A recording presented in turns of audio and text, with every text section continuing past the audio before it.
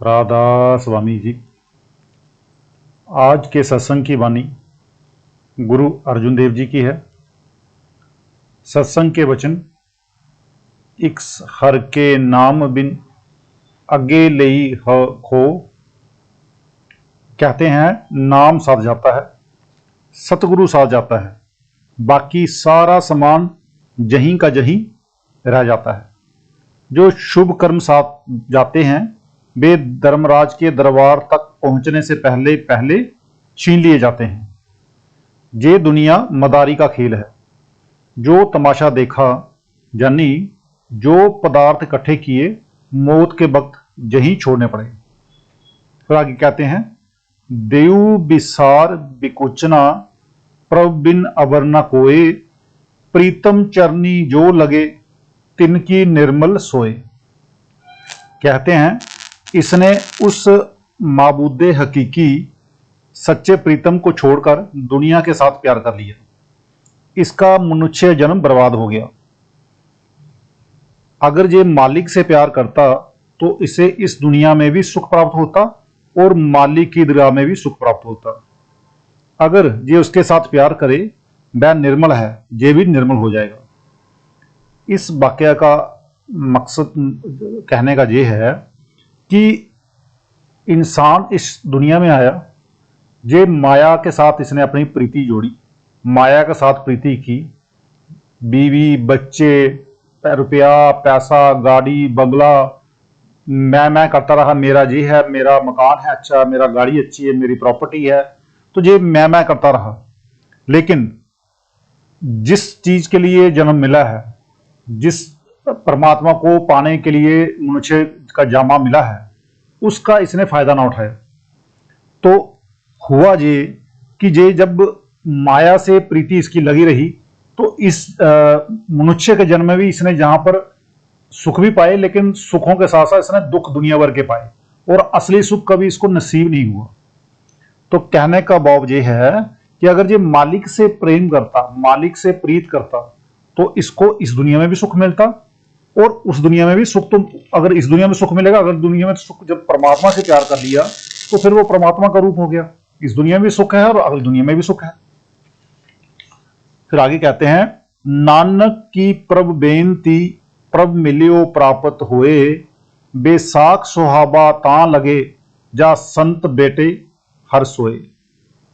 अब सारा महीना बयान करके गुरु साहब प्रार्थना करते हैं कि हे मालिक, तू हमारे हृदय में प्रवेश कर।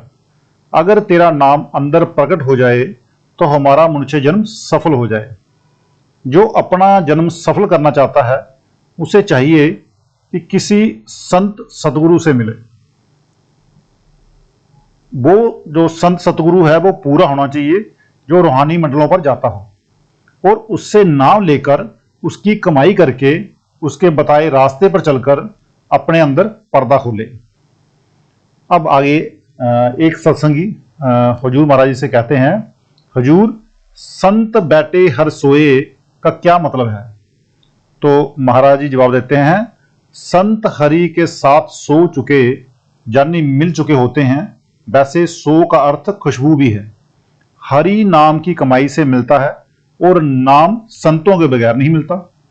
इसलिए कहते हैं कि परमात्मा संतों के द्वारा मिलता है। फिर आगे कहते हैं, हर जेठ जुणदा लोड़िए जिस अग्गे सब निंबन, हर सज्जन दावन लग गया किसे ना देई बन। अब जेठ का महीना यानी तीसरा मनुष्य जन्म आ गया। सो पूछते हैं कि मनुष्य जन्म पाकर हमें किसके साथ मोहब्बत करनी चाहिए, किसके साथ जुड़ना चाहिए, किसके साथ प्यार करना चाहिए, किसकी पूजा करनी चाहिए, किसकी भक्ति करनी चाहिए, किसके आगे झुकना चाहिए? और फिर आप ही जवाब देते हैं कि सतगुरु के आगे। सतगुरु के साथ प्यार करना चाहिए, जो सारी दुनिया के मनुष्यों से बड़ा है, सबसे श्रेष्ठ है, सबसे ऊंचा है। जिस तरह शेर की शरण लेने पर गीदड़ों, बेड़ियों आदियों का डर नहीं रहता, इसी तरह अगर सतगुरु की शरण ले लें तो ना जन्म मरण का डर रहता है, ना ही जमदूतों का रहता है और ना ही काल का रहता है। इसलिए गुरु अर्जुन साहब कहते हैं कि बाहे गुरु अकाल पुरुष की शरण में जाओ। उसकी शरण ले लेने पर कोई बंधन या रुकावट नहीं रहती, उसकी दरगाह तक कोई रोकने वाला नहीं। सतगुरु के साथ प्यार करने से जमदूत जो इसके प्राण निकालते हैं, इसके नजदीक भी फड़क नहीं सकते। धर्मराय भी नजदीक नहीं आता, क्योंकि बादशाह के साथ प्यार करने वाले को प्रजा का क्या डर। तो अगर ये इंसान जहाँ हम लोग मनुष्य जामे में अगर किसी पूरे सतगुरु की शरण ले लें, पूरे सतगुरु के साथ जुड़ के नाम शब्द ले लें, तो ना ही जन्म मरण का डर रहता है और ना ही जमदूतों का डर आता है कि जब हम हमारा आखिरी समय आएगा तो जमदूत हमें लेके नहीं जाएंगे। और हमेशा जो सतगुरु है वो जब हम इस दुनिया से जब जाएंगे तो पूरा सतगुरु हमें लेने आता है, और उस समय धर्मराज का हमसे कोई लेना देना नहीं होता, वो हमारे नजदीक भी फड़क नहीं सकता है। तो अब आगे कहते हैं, मानक मोती नाम प्रभ उन लगे नाही सन, रंग सबे नारायण जेते मन बावन। कहते हैं परमात्मा का नाम कीमती से कीमती रतन या मोती है। इस दुनिया में नाम से बढ़कर कोई कीमती चीज नहीं। नाम को ना चोर चुरा सकता है, ना आग जला सकती है, ना पानी गला सकता है, और ना जमदूत ही छीन सकते हैं।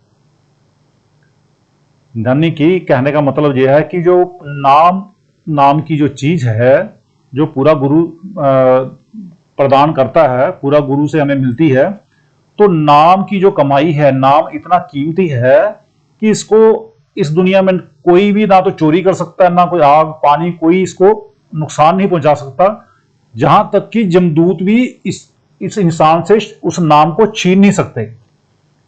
जब ये एक बार मेहनत करके पर्दा खोलकर अंदर नाम को प्रकट कर ले, तो वह हर वक्त इसके साथ है और इसकी सारी इच्छाएं नाम पूरी करता है।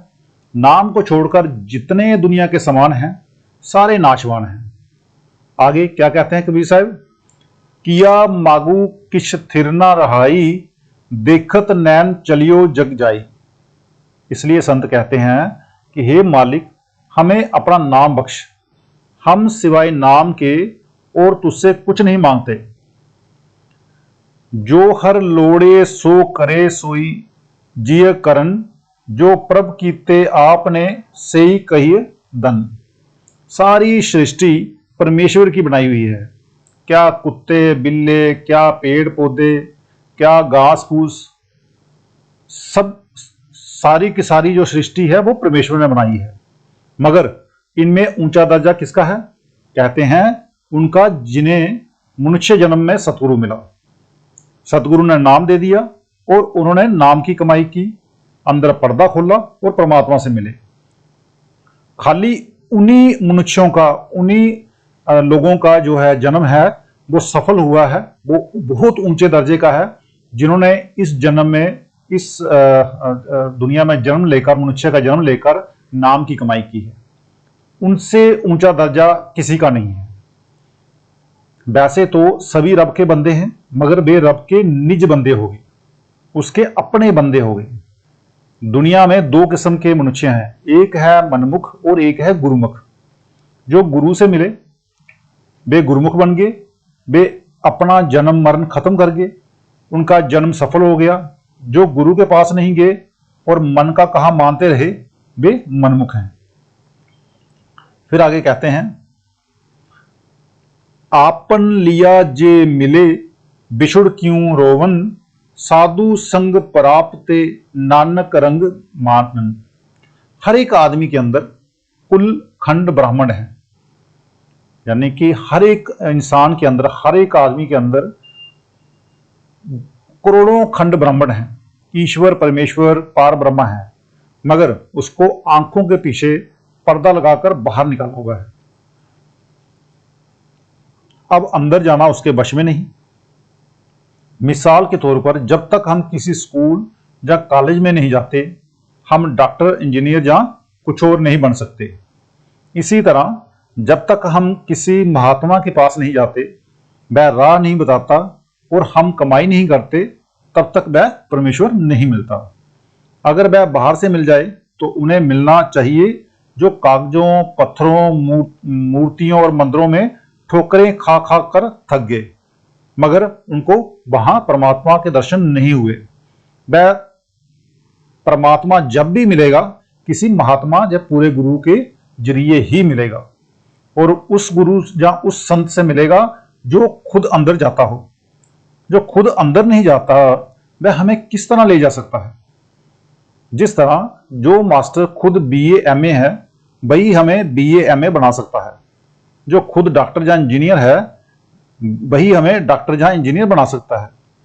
जब हमारे अंदर कमाई करने का शौक हो और हम किसी महात्मा के पास जाएं तब वह हमें राह बताता है, बल्कि कमाई करवाकर रूहानी मंडिलों पर ले जाता है।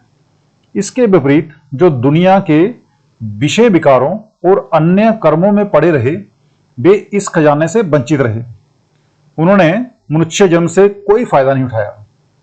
जिस तरह किसी के घर में करोड़ों रुपया दबा हो मगर वह बाहर लोगों से कोड़ी कोड़ी मांगता मर जाए, उस दौलत को ना निकाले, तो कहने का भाव ये है कि वह खाली आया वो खाली ही चला गया।